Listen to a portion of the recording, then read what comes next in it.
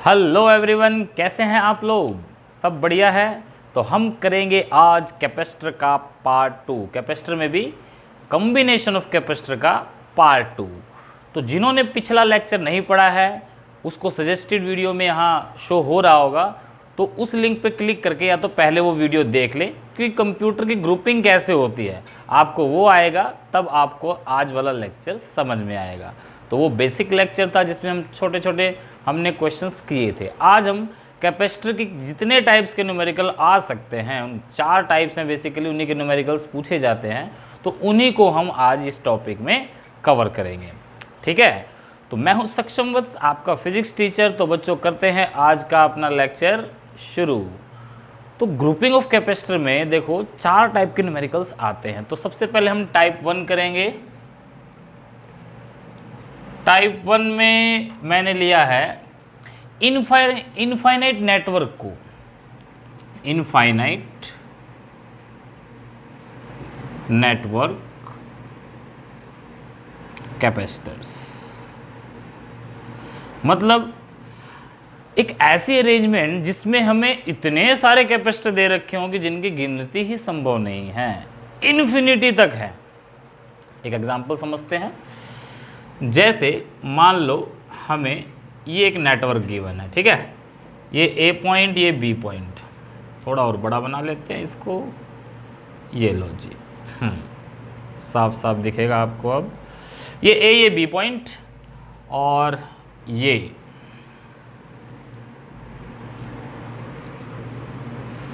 तो यहाँ ये एक नेटवर्क है जो आपको गिवन है।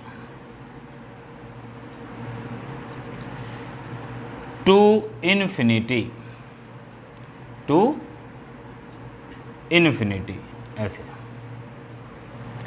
और इसमें वैल्यू दे रखी है 1 माइक्रोफैराड, 1 माइक्रोफैराड, 1 माइक्रोफैराड, 1 माइक्रोफैराड। ये दे रखा है 2 microfarad, 2 microfarad, 2 microfarad and 2 microfarad. तो बच्चा देखो, इनफाइनाइट नेटवर्क के अंदर एक कॉमन चीज होती है जो हमने ढूंढनी है। इनफाइनाइट नेटवर्क जब भी गिवन होगा तो उसमें क्या होगा, एक आर्म है जो बार बार रिपीट हो रही होगी, हमें उसी को ढूंढना है। तो जैसे यहाँ देखोगे 1 2 1 2 1 2 एंड 1 2, ये 1 2 1 2 का जो नेटवर्क है ये क्या हो रहा है, ये बार बार क्या हो रहा है, रिपीट हो रहा है। अब ढूंढ लिया जी, चलो मिल गया हमको, ढूंढ लिया, उसके बाद क्या करेंगे? तो अब इतना ढूंढने के बाद हमने करना क्या, तो हमने एक, जैसे तुमने कहावत सुनी होगी कि भाई समुद्र है, बहुत बड़ा समुद्र है, उसमें से एक लोटा पानी निकाल लो, तो क्या समुद्र के पानी पे कोई फ़र्क पड़ेगा? क्या, कोई फ़र्क नहीं पड़ेगा। एक लोटा पानी निकाल लो, चाहे एक लोटा पानी दोबारा उसमें डाल दो, समुद्र के अंदर जितना पानी है वो तो उतना ही रहेगा। ऐसे ही इनफाइनाइट नेटवर्क है, तो इनफाइनाइट नेटवर्क की जो टोटल कैपेसिटी है उसमें एक आधा कैपेसिटर और जोड़ दूं या एक आधा कैपेसिटर और घटा दूं तो कोई फ़र्क नहीं पड़ता। तो इसी कंसेप्ट का इस्तेमाल करते हम क्या करेंगे कि इसमें जो रिपीट हो रहा है, जैसे 1 2 1 2 1 2 1 2 रिपीट हो रहा नहीं है, तो ये जो रिपीट हो रहा है इसके एक हिस्से को छोड़कर, जैसे इसको छोड़ दो और बाकी हिस्सा जो ये ले लो, ये सारा, ये जो है ये सारा ले लो, और इस पूरे की हमने let equivalent capacity of infinite network is, क्या मान ले, सी मान ले, चलो एक्स मान लिया। अब हमने मान लिया कि भाई जो इनफाइनाइट नेटवर्क है पूरा, इस पूरे की कैपेसिटी कितनी है, एक्स है, पूरी कैपेसिटी कितनी है, एक्स है। ठीक है, तो अगर इस पूरे कैपेसिटर यानी कि ये जो पूरा हटा दूं और इसकी जगह मैं क्या लगा दूं, एक सिर्फ ये कैपेसिटर लगा दूं, ये बस, इस पूरे की जगह एक कैपेसिटर लगा दिया मैंने x, ठीक है, लगा दिया जी। छोड़ा क्या था 2 और 1, इन दोनों को इसके साथ जोड़ दो, तो ये जुड़ गया 2 और ये जुड़ गया 1, ये 2 माइक्रोफैराड, ये 1 माइक्रोफैराड, और ये अपना पॉइंट A है, ये अपना पॉइंट B है। देखो आज मैं जितने भी क्वेश्चंस कराऊंगा उन सब क्वेश्चंस में क्या होगा, मैं पूछूंगा find equivalent capacity between A and B. जितने भी क्वेश्चन कराऊंगा सब में ए एंड बी के बीच में क्या निकालनी है आपने, इक्विवेलेंट कैपेसिटी। तो इसके बीच में इक्विवेलेंट कैपेसिटी निकालनी है। अब देखो जैसा कि मैं कह रहा था कि इनफाइनाइट है तो एक आधा कैपेसिटी जोड़ दें या घटा दें तो कैपेसिटी में कोई फर्क नहीं पड़ेगा। अब ये जो नेटवर्क आ गया इसकी टोटल कैपेसिटी जो निकालेंगे वो भी कितनी रहेगी, एक्स ही रहेगी। तो पहले इसकी कैपेसिटी निकाल लेते हैं, टोटल कितनी आएगी। तो इसमें देखोगे तो ये दो कैपेसिटर आपको क्या नज़र आ रहे हैं, सीरीज में आ रहे हैं ना नज़र, क्योंकि जो चार्ज यहाँ से जाने वाला वही यहाँ से जाने वाला है। इन दोनों का चार्ज बिल्कुल सेम रहने वाला है। इस पॉइंट और इस पॉइंट के बीच में ये दो कैपेसिटर लगे हुए हैं तो चार्ज सेम है, तो ये दोनों सीरीज में हो गए। तो नेक्स्ट अरेंजमेंट क्या होगी, एक तो ये 1 माइक्रो फैराड का कैपेसिटर है और आपके पास एक है ये 2 और x।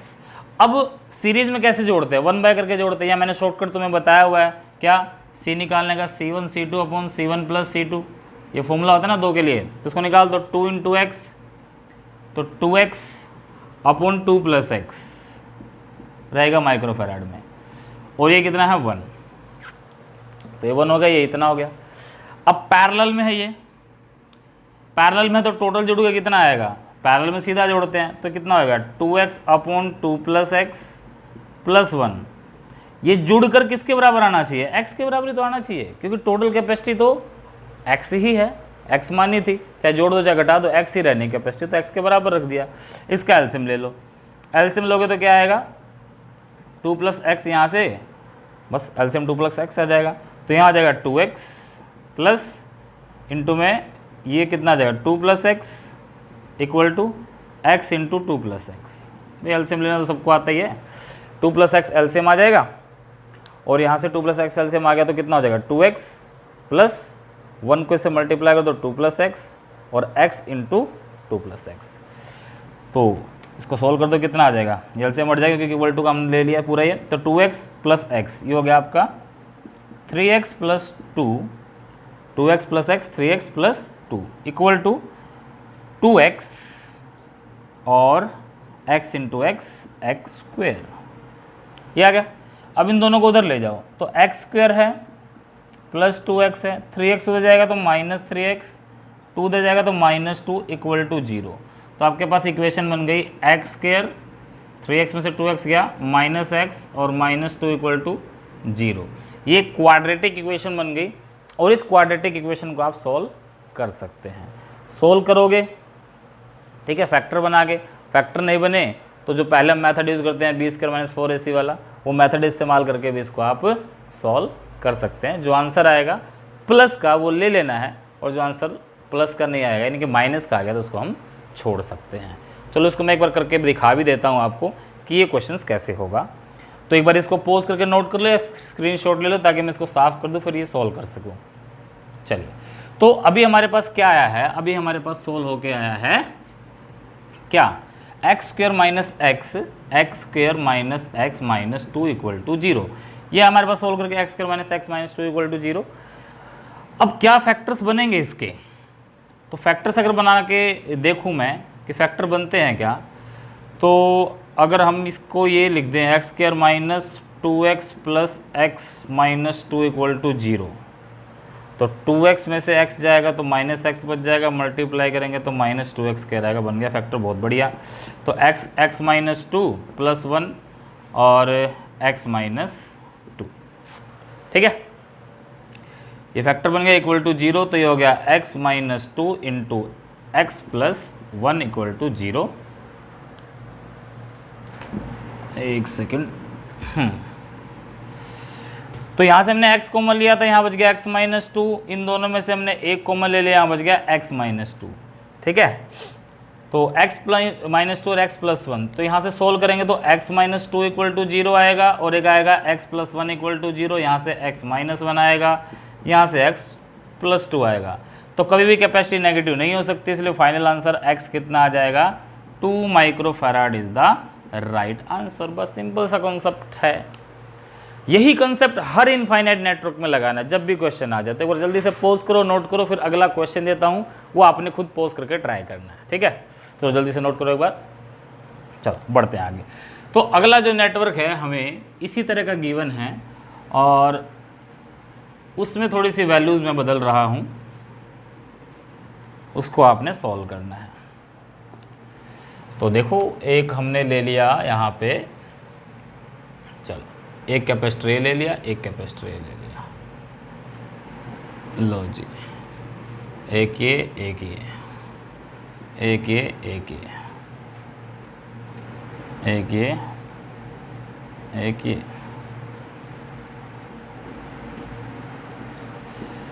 To infinity. ठीक है, ये चलता जा रहा है अपने पास, मतलब। और इसकी कैपेसिटी मान ली मैंने, चलो सबकी बराबर मान लेते हैं, सी सी सी सी सी सी सी सी सबकी बराबर मान ली। सी मान लो या कोई भी वैल्यू ले लो, 1 1 2 2।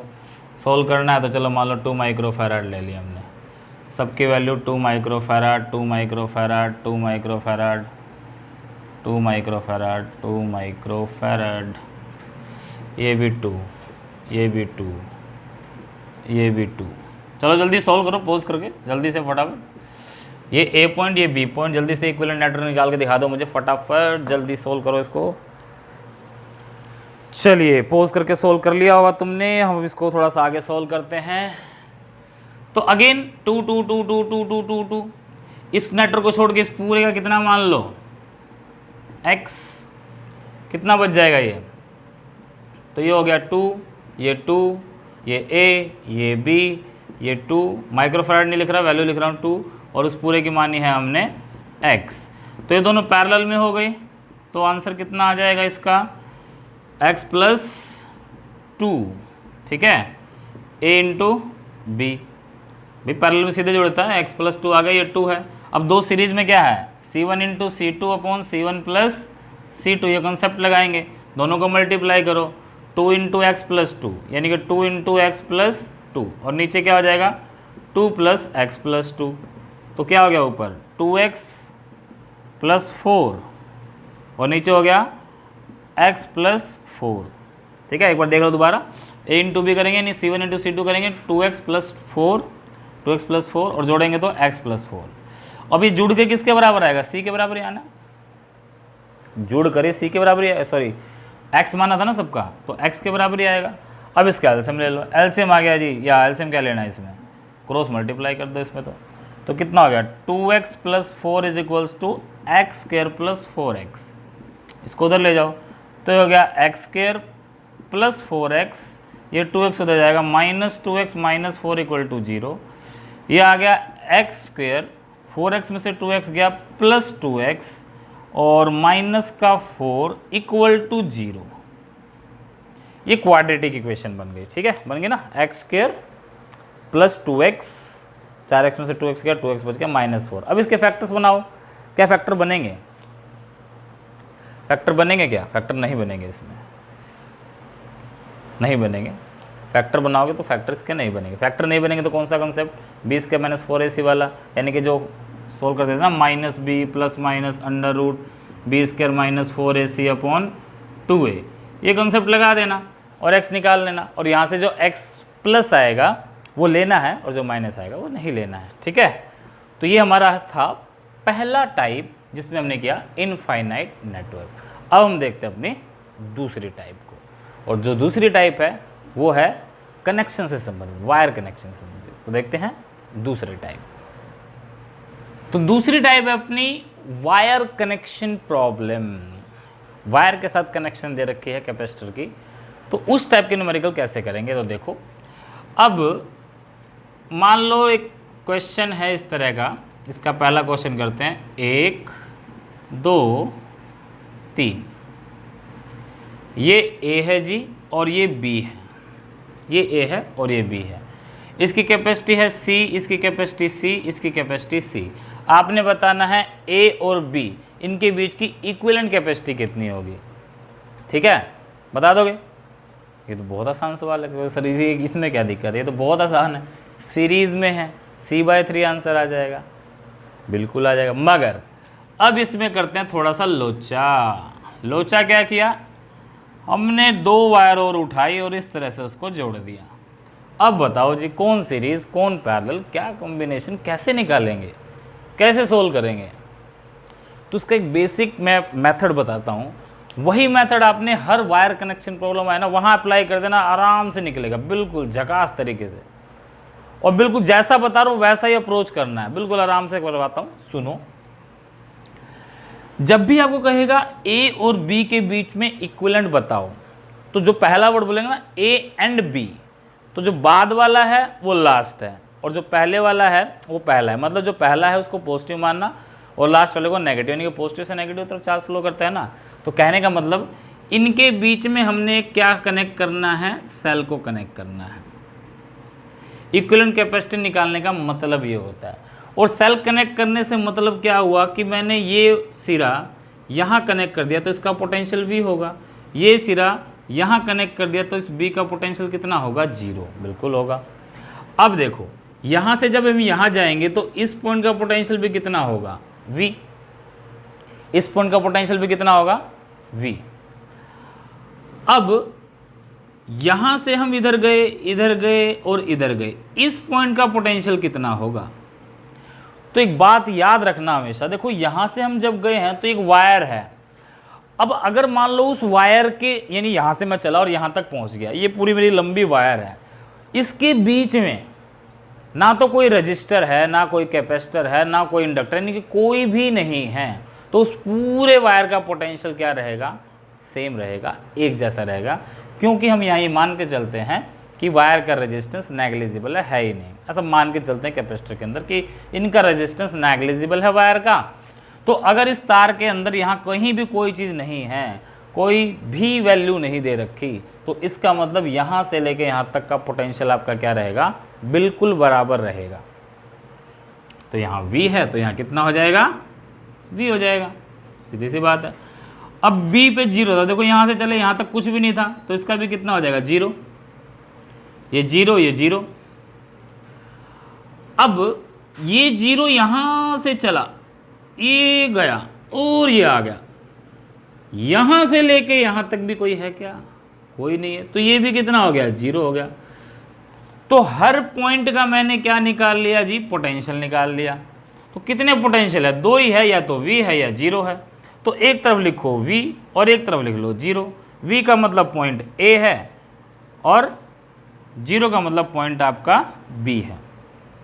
चलो जी, तो पहला कैपेसिटर देखते हैं, V और 0 के बीच में है, V और 0 के बीच में पहला कैपेसिटर लो C। ये दूसरा कैपेसिटर भी 0 और V के बीच में है, 0 और V के बीच में तो कैसे बनेगा, ऐसे बनेगा, लो। तीसरा कैपेसिटर भी 0 और V के बीच में तो कैसा बनेगा, ऐसा बनेगा। अब तो क्वेश्चन हलवा हो गया, बिल्कुल बिल्कुल आसान हो गया, साफ दिखाई दे रहा है कि तीनों क्या हैं, पैरेलल में। आंसर क्या आएगा, 3C, C plus C, 3C answer आ गया। तो मेरी बात शायद आपको अच्छे से समझ में आ गई होगी ये वाली। अब इसी कंसेप्ट का इस्तेमाल करो, एक बहुत अच्छा क्वेश्चन देता हूँ तुम्हें, वो करके दिखाओ मुझे। अब भी पोज करना और खुद सोल्व करना, बहुत आसानी से सोल्व होगा बेटा, जैसे बताया वैसे सोल्व करना, देखो कितने आसानी से सोल्व होगा क्वेश्चन। सेकंड क्वेश्चन है, मान लो मैंने 1 2 3 4, ये एक C। अब मैंने यहाँ एक पॉइंट उठाया और इस पॉइंट से यहाँ मैंने इस B पॉइंट को रख दिया, ठीक है, और एक पॉइंट यहाँ से उठाया और यहाँ कनेक्ट कर दिया। चलो इसका जल्दी से पोज करो और A B के बीच की इक्विवेलेंट कैपेसिटी निकाल के दिखाओ, फटाफट निकालो, जल्दी से सोल्व करो।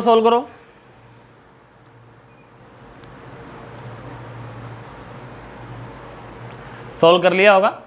चलो अब देखते हैं, अब क्या है, ये वैल्यू मेरे को इन्होंने दे दी तो दे दी, ठीक है भाई।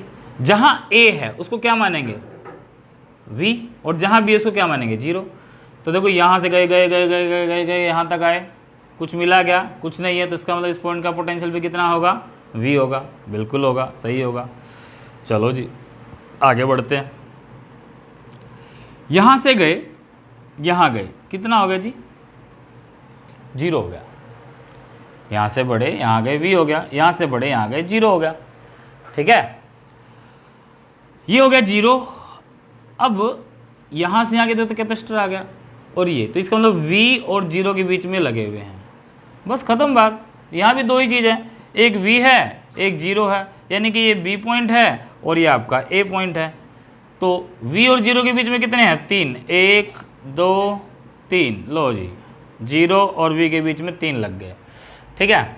और ये कैपेसिटी किसके बीच में? V और 0, ये V और 0 तो इसका मतलब ले जी एक और लग गया, ख़त्म बात। C।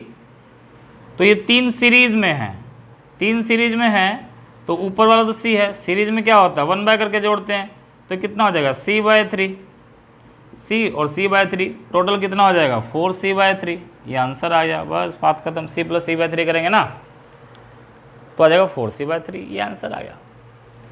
नोट करो, सोल्व करो, पॉज करके नोट करो फटाफट, फिर नेक्स्ट क्वेश्चन देखते हैं। नेक्स्ट क्वेश्चन क्या आएगा, करें नेक्स्ट क्वेश्चन। चलो, ये मेरे ख्याल से सबका सही आ गया होगा। अब नेक्स्ट क्वेश्चन भी जो है वो भी आपका सही आना चाहिए। ऐसा करते हैं, देखो 1 2 3 4 5 6। अब ये क्वेश्चन कुछ हम ऐसा कर रहे हैं, अभी तक तो मेरे को 0 और V आ रहा है। अब एक क्वेश्चन ऐसा करते हैं जिसमें कहीं हमने पोटेंशियल मानना भी पड़ेगा, लेट करना पड़ेगा, तो कैसे करेंगे देखो। अब ये A पॉइंट हो गया जी, ये B पॉइंट हो गया, ये यहां से उठाया मैंने यहां लगा दिया, ये यहां से उठाया मैंने यहां लगा दिया, फिर मैंने क्या किया यहीं से पॉइंट लिया और आगे बढ़ गया और यहां ले आया, बस C। बताओ A और B के बीच में इक्विवेलेंट कैपेसिटी कितनी होगी। जो प्रोसीजर मैंने बताया उसको फॉलो करो। जहां आपको लग रहा है कि हमें नहीं पता पोटेंशियल क्या है, वहां कुछ पोटेंशियल मान लो अपने आप और सोल्व करो। एक बार सोल्व करके देखो कैसा आता है, फिर हम इसको सोल्व करते हैं, ठीक है। पॉज करो, नोट करो और इसको सोल्व करो, जल्दी कर लिया होगा। बहुत अच्छे बच्चे मेरे ख्याल में कर लिया होगा। देखो नहीं करोगे सोल्व तो आपको समझ में नहीं आएगा, मैं तो कितनी करवा दूंगा। तो देखो वही अप्रोच करते हैं। A का पोटेंशियल V है भाई हमारे पास, ठीक है। B का पोटेंशियल 0 है, ठीक है। ये V है, यहाँ से गए यहाँ से गए, यहाँ कुछ नहीं आया तो कितना मिल गया V मिल गया, ये V मिल गया। और यहाँ से चले 0 से यहाँ आए, ये 0 नहीं, 0 यहाँ नहीं, क्यों? क्योंकि यहाँ पे क्या आ गया रास्ते में, कैपेसिटर आ गया। तो इसका मतलब ये 0 नहीं होगा, ये 0 नहीं होगा। तो क्या होगा ये? अब मुझे पता जो ये होगा वही ये होगा और वही ये होगा, तो मुझे तो नहीं पता ये क्या है। अब नहीं पता है तो क्या मान लो, कुछ भी मान लो, इसको X Y Z A B C D कुछ भी मान लो। तो मान लो मैंने यहाँ का पोटेंशियल मान लिया X, इसका भी पोटेंशियल हो गया X, इसका भी पोटेंशियल हो गया X पोटेंशियल मान लिया। अब मान लिया तो सोल्व कर देते हैं। तो 3 पोटेंशियल हो गए जी हमारे पास। एक हो गया V, जहाँ से हमने स्टार्ट किया, यानी कि A पॉइंट, इसका V पोटेंशियल है। लास्ट पॉइंट है B, जिसका 0 पोटेंशियल है। अब बीच में एक पॉइंट आ गया X, बीच में पॉइंट क्या आ गया X, जिसका X पोटेंशियल है। तो पहला कैपेसिटर है V और X के बीच में, ये V और ये X, तो पहला कैपेसिटर इनके बीच में।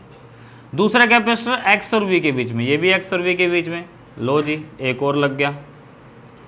तीसरा भी V और X के बीच में है, लो जी V और X के बीच में एक और लगा दिया, 1 2 3। चौथा, अब चौथा देखोगे, चौथा और पांचवा X और X के बीच में ही है। अब X और X के बीच में क्या हो सकता है, कुछ भी नहीं हो सकता। मतलब क्या, अगर पोटेंशियल डिफरेंस इक्वल है तो कोई चार्ज आएगा ही नहीं, तो इसको काउंट ही नहीं करना, बात ही खत्म। लास्ट वाला कैपेसिटर X और 0 के बीच में है, X और 0 के बीच में है। अब क्या ये हलवा क्वेश्चन नहीं हो गया? बहुत आसान है। C C C C तीनों क्या हो गया पैरेलल में, C प्लस C, यानी कि 3C। एक कैपेसिटर हो गया 3C, ये 3C और ये C, ये सीरीज में हो गई, लो जी 3C into C, 3C plus C, यानी कि 3C² अपॉन 4C, एक C से C कट गया, 3/4C, इसका आंसर आ गया। बस मतलब क्या था इसमें, तो समझ में आया? तो ये है टाइप 2 आपकी wire connection problem. Wire connection problem कैसी भी आ जाए कोई दिक्कत नहीं है, ये अप्रोच करो आपको आंसर मिलेगा। और अब इससे आगे बढ़ते हैं हम थर्ड की तरफ। बहुत ही शानदार क्वेश्चन, वो है व्हीटस्टोन ब्रिज का। सॉल्व करो, इसको एक बार नोट कर लो, फिर हम बढ़ते हैं अगले क्वेश्चन। तो थर्ड टाइप है बेटा अपना व्हीटस्टोन ब्रिज की टाइप। अब ये व्हीटस्टोन ब्रिज टाइप के आपने पहली बार नाम सुना होगा, व्हीटस्टोन ब्रिज। व्हीटस्टोन ये साइंटिस्ट का नाम है, बड़ा ही शानदार साइंटिस्ट था, और ऐसा मतलब इसने ये कॉन्सेप्ट दिया जिसने कॉम्प्लेक्स नेटवर्क को सोल्व करना बहुत आसान कर दिया। ठीक है, तो वैसे तो इसको डिटेल में आप पढ़ोगे यूनिट नंबर 2 करंट इलेक्ट्रिसिटी के अंदर। अभी हम इसके सिर्फ कंसेप्ट को समझेंगे। मान लो एक क्वेश्चन आ गया इस तरह का, ये ए पॉइंट है और ये एक पॉइंट है, एक पॉइंट ये है, एक पॉइंट ये है, एक पॉइंट ये है और एक पॉइंट ये है।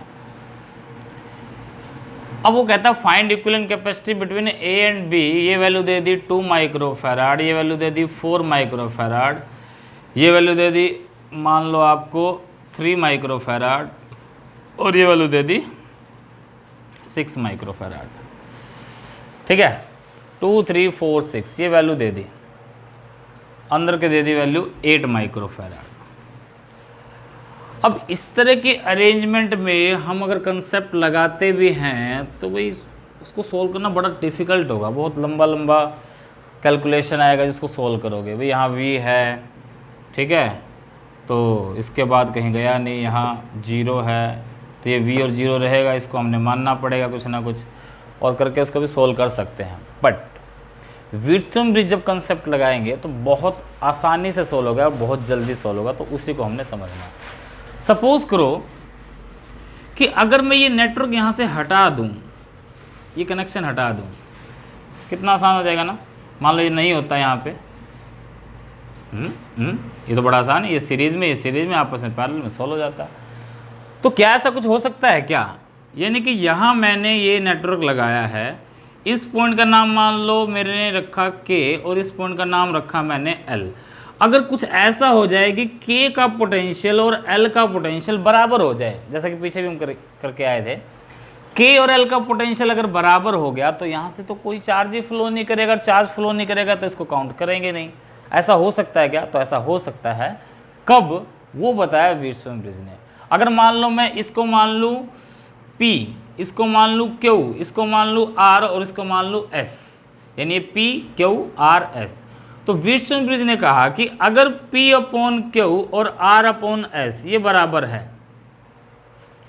यानी इन दोनों का रेशो और इन दोनों का रेशो अगर इक्वल आ जाए, P by Q R by S अगर इक्वल आ जाता है, तो बीच का रजिस्टर, ये बीच का जो कैपेसिटर है सॉरी, ये काउंट नहीं होगा। क्यों?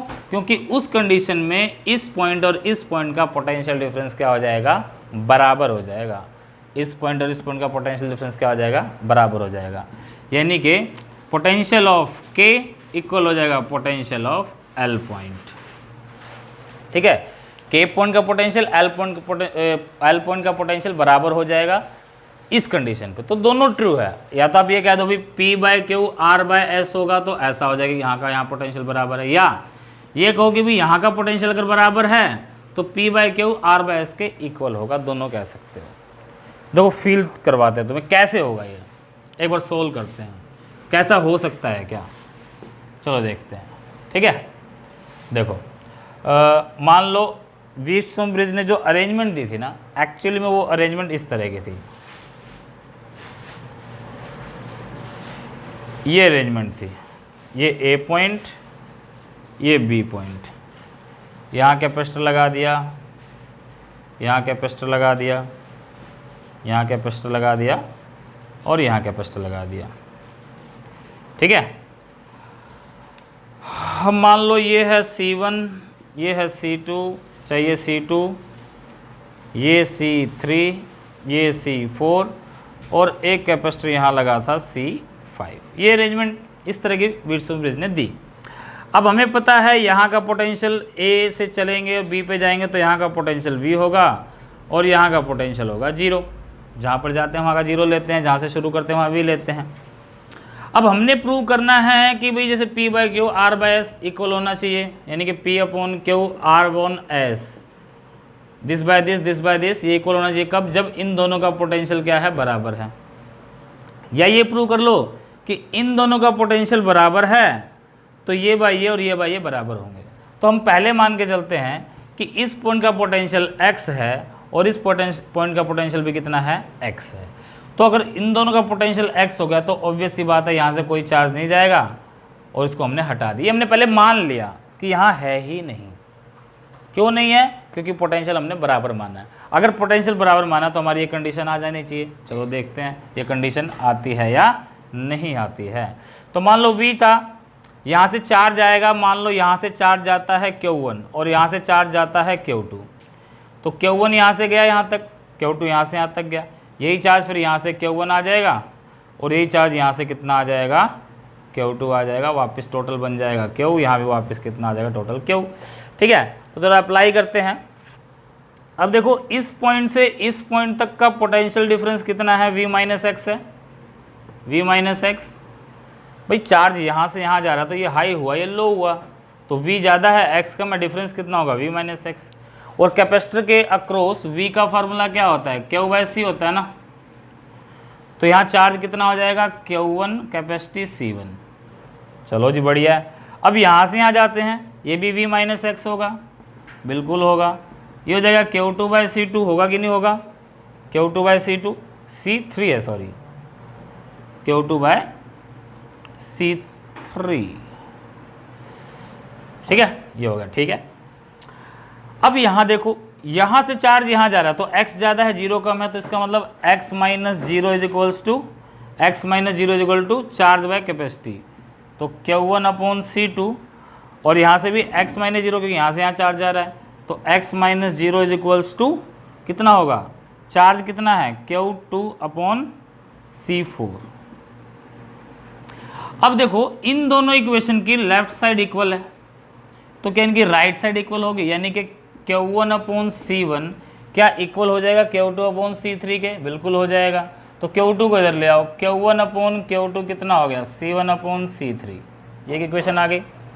इन दोनों की इक्वेशन की लेफ्ट साइड इक्वल है क्या, इक्वल है, तो क्या इनकी राइट साइड भी इक्वल होगी, बिल्कुल होगी। तो Q1/C2 is equals to Q2/C4।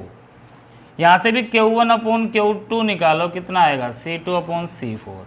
अब Q1/Q2 तो ये दोनों इक्वल नहीं हो गए, तो इक्वेशन क्या बन के आई कि C1/C3 इक्वल है C2/C4।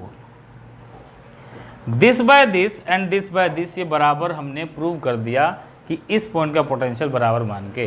तो इसका मतलब ये मेरी अरेंजमेंट क्या बन गई, व्हीटस्टोन ब्रिज की अरेंजमेंट बन गई। ठीक है, तो इसे कहते हैं व्हीटस्टोन ब्रिज। और ये कंसेप्ट जब हम यहाँ लगाएंगे, चेक करते हैं, इसको रब करके, रब कर दो इसको एक बार, इसको पॉज करके आप नोट भी कर लो आराम से। हाँ, अब करते हैं।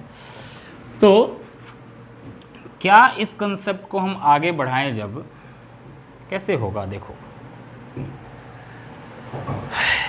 ये कंसेप्ट यहाँ लगाते हैं। ये हमारा 8 माइक्रोफैराड था, तो क्या जब मैं ये कंसेप्ट यहाँ लगाऊंगा तो देखूंगा 2/4 कितना हो गया, 1/2। और ये कितना होगा, 3/6।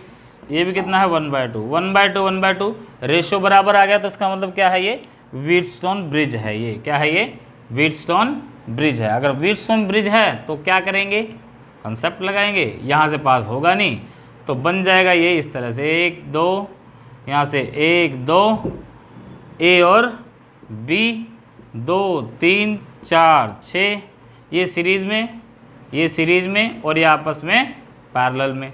तो 2 और 3 कितना हो जाएगा, 2 × 3 2 + 3। ये फॉर्मूला C1/C2 C1 + C2 यानी कि 6/5। तो एक कैपेसिटर आ गया 6/5 और दूसरा कैपेसिटर आ गया 6 और 4 है ये, तो कितना हो जाएगा, 6 × 4 24 में 6 और 4 10, यानी कि अगर इसको आप 2 से काट दोगे तो 12/5।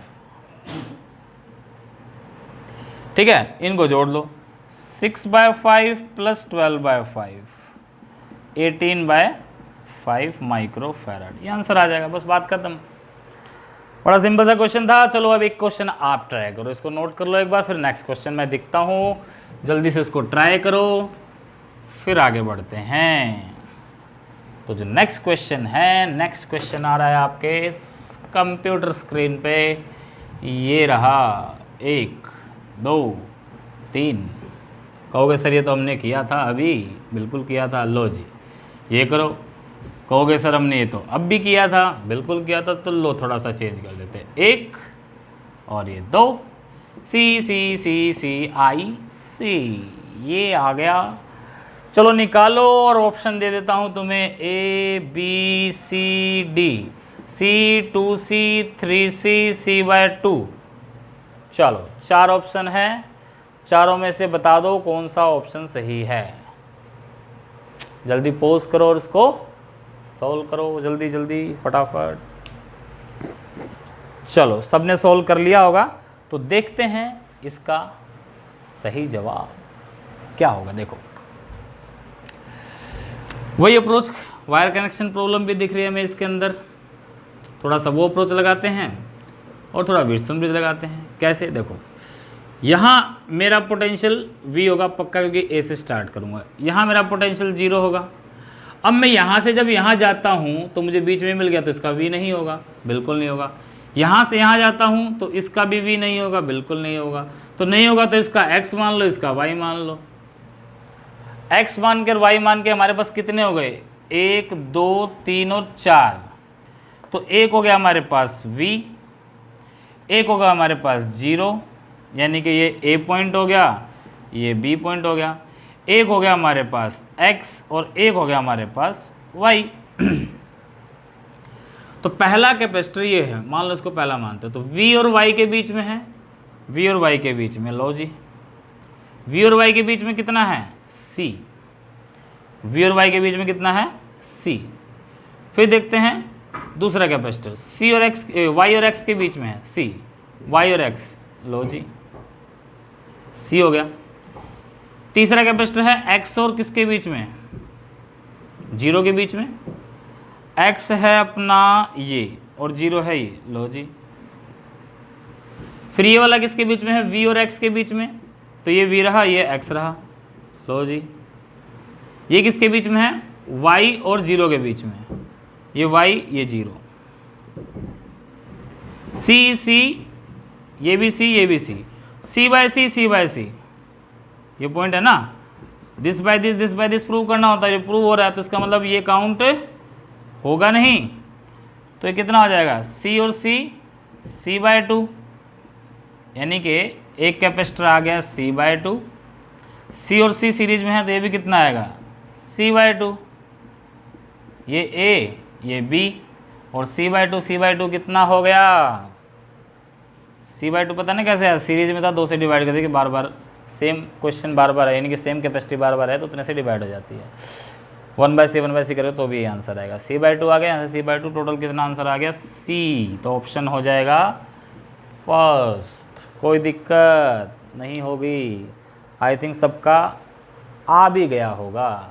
चलो फिर एक और खूबसूरत सवाल की तरफ बढ़ते हैं, देखते हैं अपना नेक्स्ट क्वेश्चन, ठीक है। चलो तो नेक्स्ट सवाल भी कुछ ऐसा ही है। ये है अपना नेक्स्ट क्वेश्चन, ये अरेंजमेंट दे दिया आपको, ऑप्शन अगेन मैं दे देता हूँ आपको। चलो वही ऑप्शन है, C2C 3C C/2, वही सेम ऑप्शन। बताओ जल्दी से सॉल्व करो,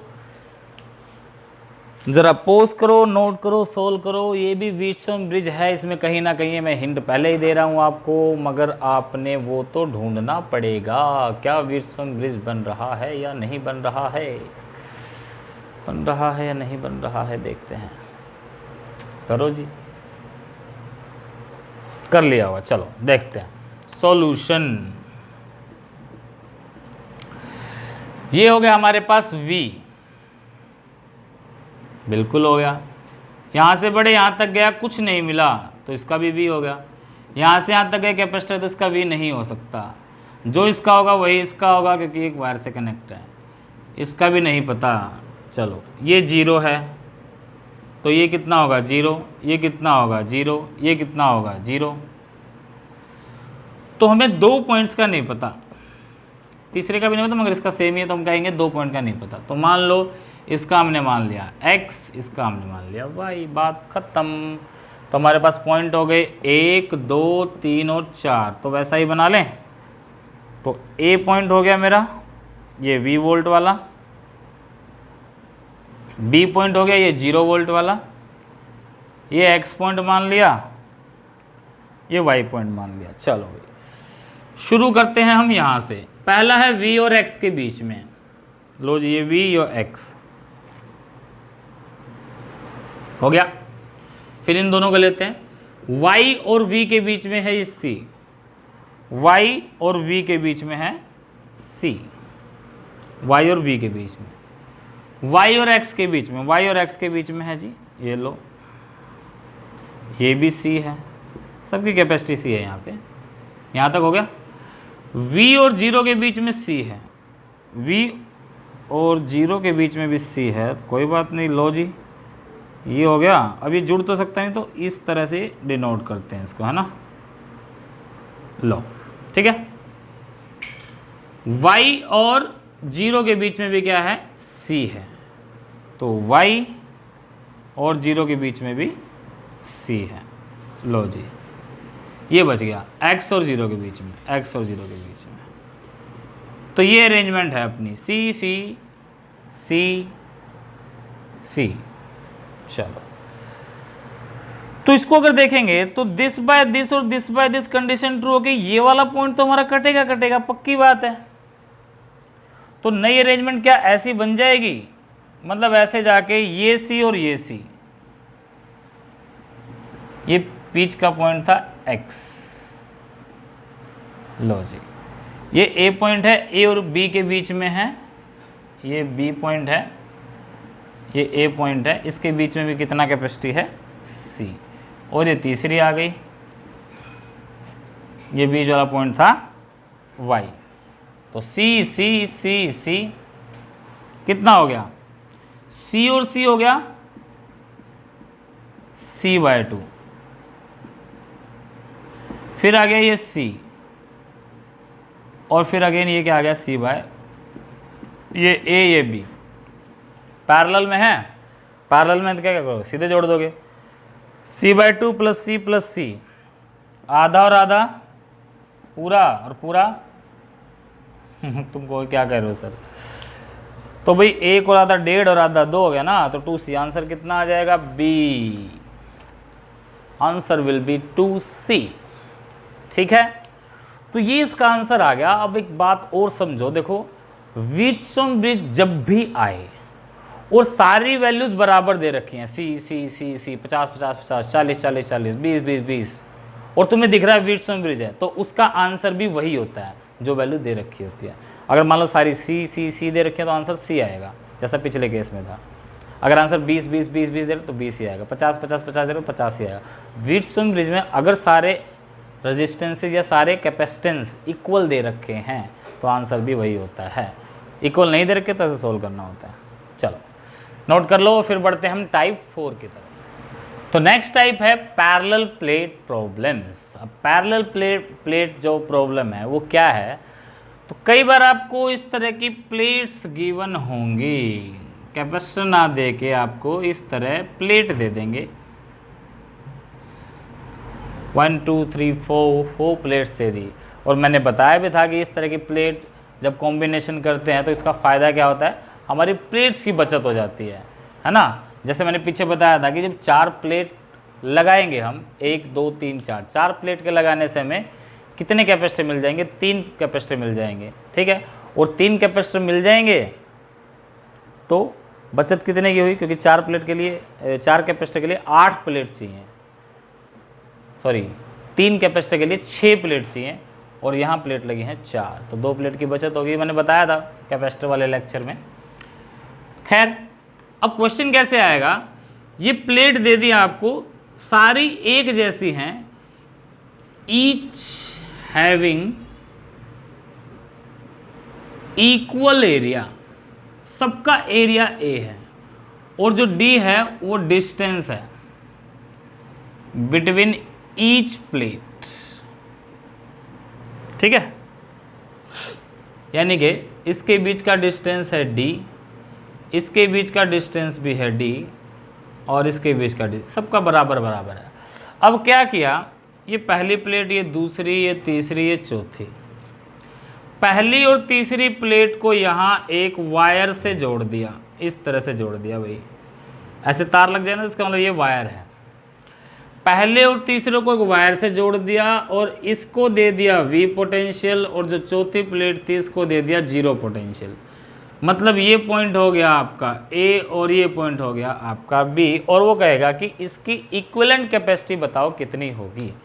A और B के बीच की बतानी है, ठीक है। चलो निकालते हैं, क्या दिक्कत है। तो हमारे पास कितने पॉइंट हैं, 1 पॉइंट, 2 पॉइंट और ये तीसरा पॉइंट। इसका पोटेंशियल V है, इसका 0 है।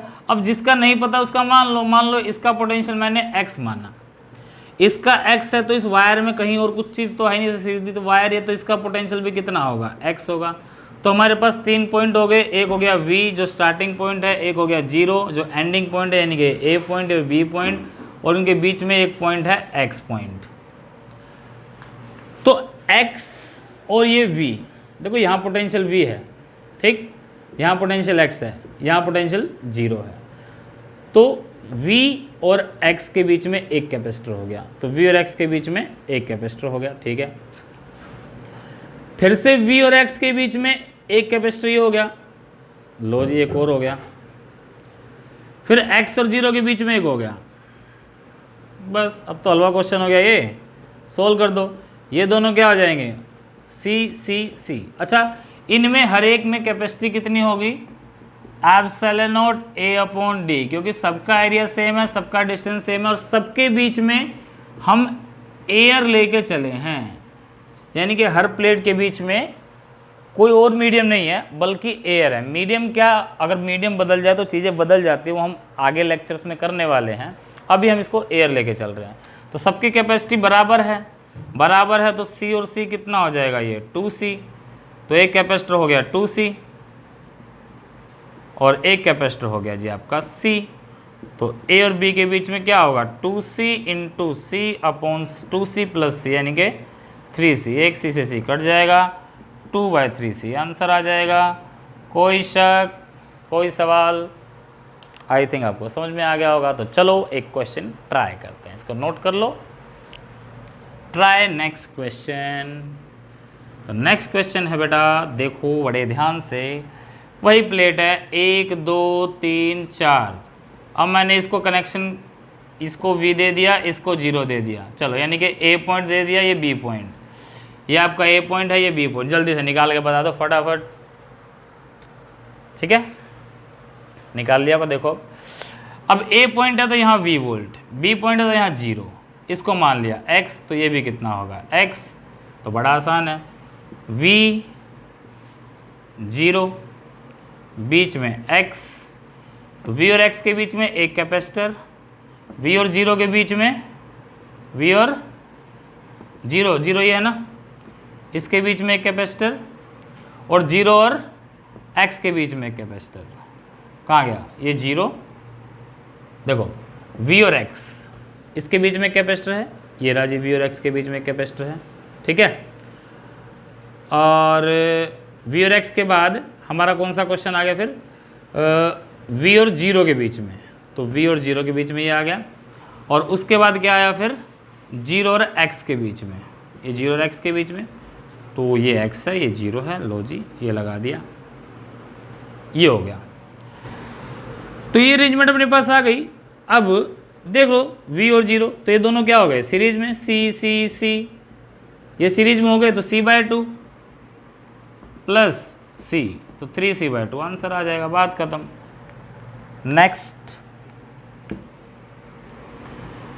नेक्स्ट क्वेश्चन देखते हैं अपना। 1 2 3 4 5, लो जी एक ये कर दिया, और आपका इसको दे दिया A पॉइंट, और इसको दे दिया B पॉइंट, ये A ये B। चलो बताओ कितना होगा, पॉज करो, नोट करो, जल्दी से सॉल्व करो इसको।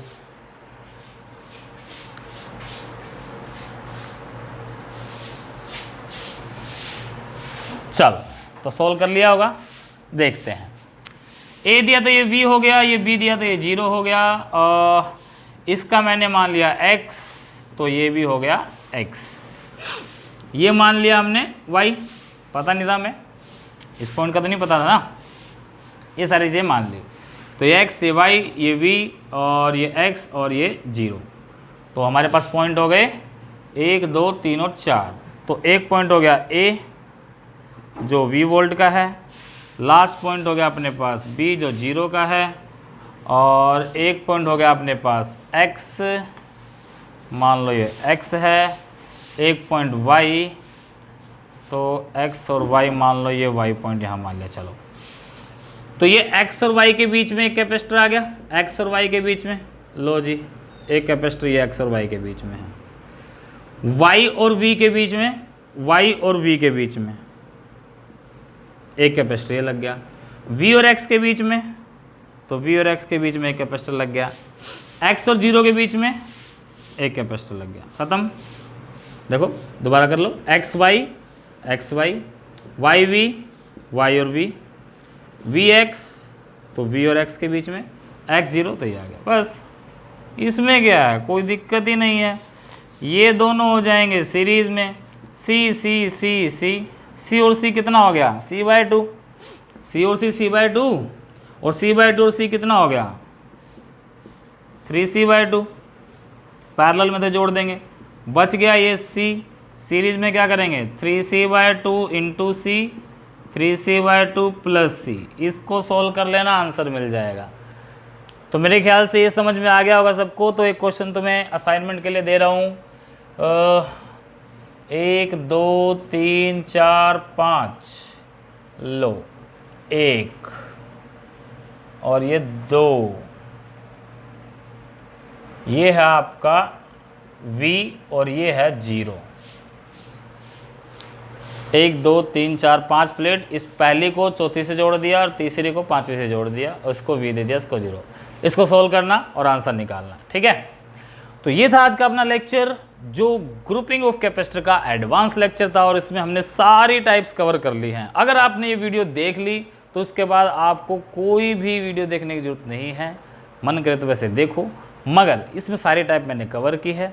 और इसको आप अच्छे से करो और बुक का कोई भी क्वेश्चन उठाओ और उसको सॉल्व करो, ठीक है। तो वीडियो अच्छी लगी है तो कमेंट सेक्शन में ज़रूर बताएं कि अगली वीडियो आपको किस चीज़ की चाहिए, और लाइक का बटन जरूर दबाना। नए हो तो सब्सक्राइब करना, ताकि और अच्छी वीडियो आपको ऐसे ही मिलती रहेंगे। तो मिलेंगे अपने नेक्स्ट लेक्चर में कैपेसिटर से आगे, तब तक के लिए पढ़ते रहिए and all the best. Thank you.